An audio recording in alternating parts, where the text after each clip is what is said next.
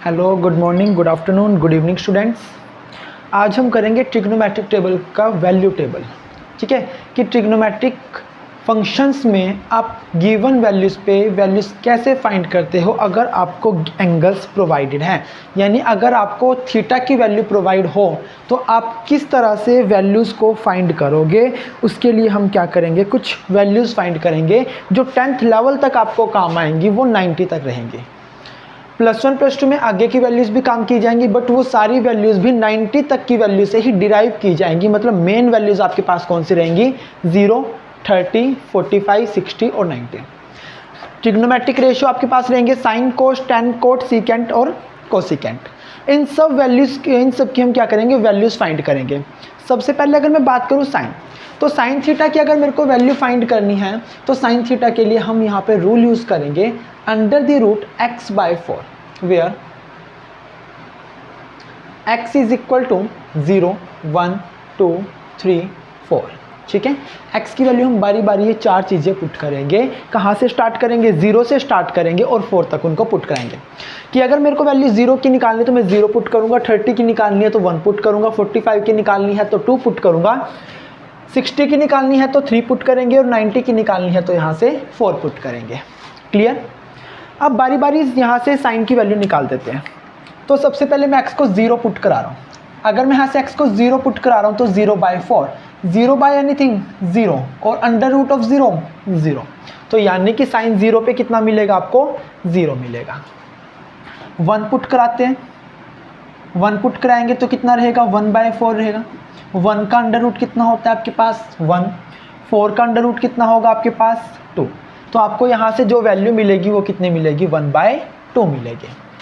Next put कराते हैं, तो नेक्स्ट पुट कराने पे आपको क्या मिलेगी, 2/4। कैंसिल है, दोनों सेम टेबल पे कैंसिल है, तो क्या मिलेगा आपको यहाँ से अंडर द रूट 1/2 मिलेगा। 1 की बात करूँ तो 1 का रूट तो आपके पास 1 होता है और 2 का रूट आपके पास है नहीं, तो एज इट इज़ रहेगा 1/2। तो ये टर्म आपको क्या मिलेगी, यहाँ से 1/2 मिलेगी। आगे मैं पुट कराता हूँ यहाँ से 3, तो अगर मैं यहाँ से 3 पुट कराऊँ 3/4, 3 का अंडर रूट नहीं होता एग्जैक्ट, तो आप क्या लिखोगे, अंडर द रूट 3। और 4 का अंडर रूट कितना होता है आपके पास, 2। तो आपको यहाँ से क्या मिलेगा, अंडर द रूट 3/2।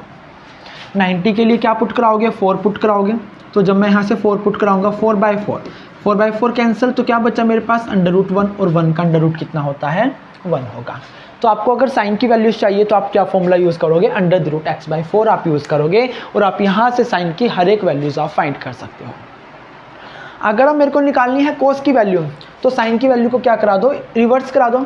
यानी कि साइन 90 पे कितना है, 1, तो कोस 0 पे आएगा 1। फिर क्या आएगा, √3/2। फिर कितना आएगा, 1/√2। फिर क्या यहाँ पे जाएगा, 1/2 और 0 आप यहाँ पे लिखोगे। यानी अगर आपको कोस की वैल्यू निकालनी है तो साइन की वैल्यू को क्या करा दो, रिवर्स करा दो। साइन 0 पे 0 था, ठीक है, आपने ऐसे करके निकाल ली वैल्यूज़, और कोस 0 निकालना है तो आपने वैल्यूज़ को उल्टा करा दिया, 1 आ गया, √3/2, 1/2, 1/2 और 0 आ गया। Is that clear.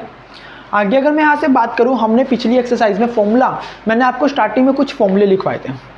10 का उल्टा क्या होता है आपके पास, कोट होता था। और अगर आपको 10 निकालना होता तो तुम 10 कैसे निकालते थे, tan थीटा हम कैसे निकालते थे, sine theta by cos theta, दोनों को डिवाइड करते थे, तब हमें किसकी वैल्यू यहाँ से मिलती थी, tan थीटा की वैल्यू यहाँ से हमें मिलती थी।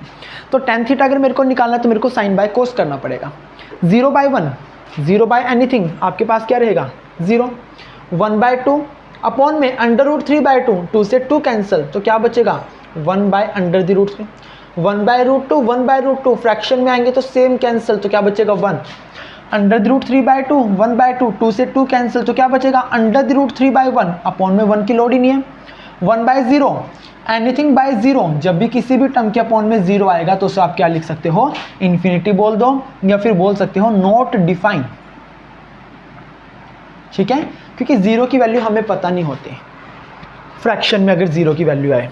कोट क्या होगा, 10 का रेसिप्रोकल कर दो या 10 को इन्वर्स करा दो, तो 10 आपके पास कितना, नॉट डिफाइन इन्फिनिटी, फिर √3, फिर 1, फिर आपके पास आएगा 1/√3 और फिर आपके पास आएगा 0। ठीक है। सीकेंट के लिए हमने फॉर्मूला किया था, secant theta is equal to 1/cos theta. Cos को क्या करा दो, रिवर्स करा दो।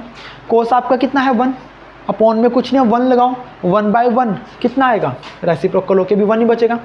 रेसिप्रोकल कराओ, रेसिप्रोकल कितना होगा, 2/√3। रेसिप्रोकल कराओ कितना बचेगा, √2। रेसिप्रोकल कराओ कितना बचेगा, 2। 0 का कुछ नहीं है तो इसके अपॉन में क्या लगाएंगे, 1 लगाएंगे। और रेसिप्रोकल जब इसका किया जाएगा तो 1/0 और एनीथिंग बाय 0 कितना होगा आपके पास, नॉट डिफाइंड रहेगा। तो मैं इसको लिख सकता हूँ इन्फिनिटी या फिर नॉट डिफाइंड। फिर कोसिकेंट, कोसिकेंट का फॉर्मूला क्या होता है, 1/sin होता है। तो कोसिकेंट को चाहे आप साइन का रेसिप्रोकल करके निकाल लो या सीकेंट का इन्वर्स करा दो। अगर सीकेंट का इन्वर्स कराता हूँ तो क्या आएगा, इन्फिनिटी, फिर 2, फिर √2, फिर 2/√3 एंड देन 1। ये आपके पास है ट्रिग्नोमेट्रिक टेबल जिसमें आपको एंगल प्रोवाइड होंगे और आपको वैल्यूज़ फाइंड करनी है जो हम 8.2 में यूज़ करेंगे। अगर किसी को डाउट है तो कमेंट कर सकते हैं। Thank you.